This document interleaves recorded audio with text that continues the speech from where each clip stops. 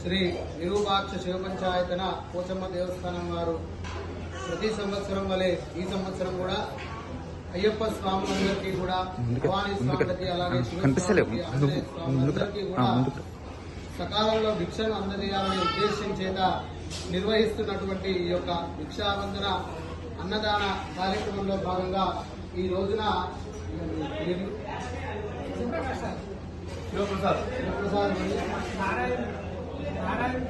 శివప్రసాద్ గారు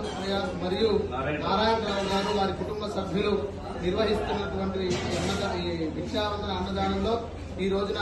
అన్నదాతలుగా ఉన్నారు కనుక వారికి వారి కుటుంబ సభ్యులందరికీ కూడా హరిహరసుడైనటువంటి ఆ అయ్యప్ప స్వామి యొక్క పరిపూర్ణమైన అనుగ్రహం కలిగి ఇదే విధంగా ఇంకా వచ్చేటటువంటి కాలంలో ఎన్నో రకాలైనటువంటి ఈ భిక్షావందనాది మంచి పనులు ఎన్నో కూడా ఆచరిస్తూ ఆ అయ్యప్ప స్వామి అనుగ్రహానికి